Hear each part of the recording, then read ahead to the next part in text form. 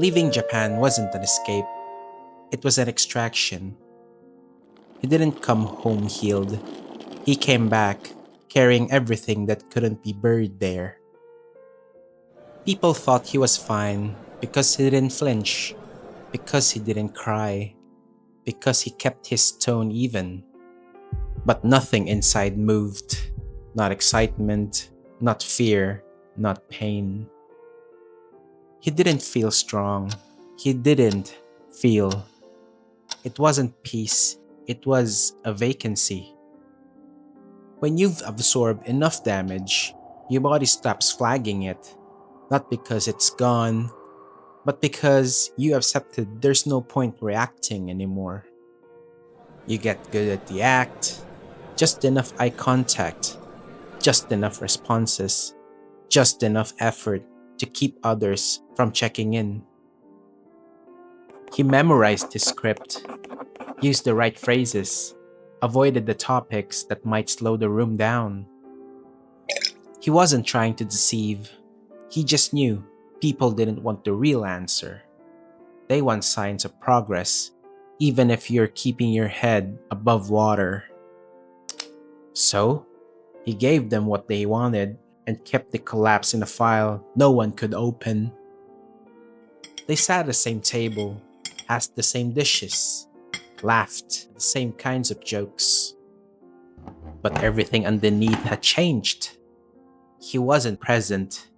He was studying the exits, calculating how long he needed to stay before it seemed rude to leave.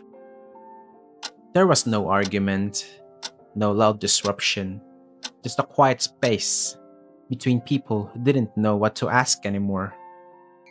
He gave them the version of himself they recognized, because it was easier than explaining the one they raised and lost. People mistake numbness for peace. They think if you don't flinch, you must be fine. If you don't cry, you must be strong.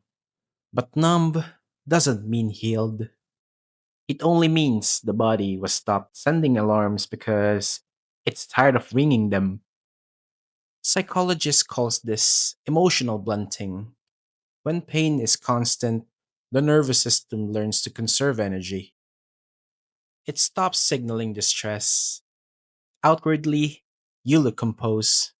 Inside, you accepted the reacting changes nothing.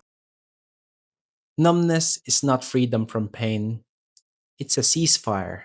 And like any ceasefire, it can break at any time. History echoes the state. Soldiers returning from long campaigns often spoke in flat tones. They carried memories that no longer triggered visible reactions, but the weight remained. Families sat at tables with them, mistaking silence for normalcy, not realizing the battle had only gone underground. Same is true here. He returned to the same table, the same routines, but nothing inside moved. The danger of numbness is subtle.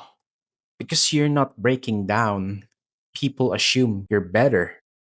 They stop asking, they stop watching, and slowly the performance of I'm okay becomes the mask you wear to protect them from what they don't want to hear. But the mask doesn't heal you, it only keeps the wound sealed so that no one can see it. Yet, there's a kind of precision hidden in numbness. When emotions no longer flood every decision, you gain a cold clarity. You can move through rooms without needing approval. You can endure without displaying cracks. That's not recovery, but it is a function. And sometimes function is what buys you time until structure forms. So the test is this: numbness is a shield, but it's also a trap. It keeps you intact long enough to survive. But if you mistake it for healing, you will never move past survival. The question to leave with: when your body stops reacting, will you use the numbness as a framework to build on, or will you accept it as your final fate and call it peace?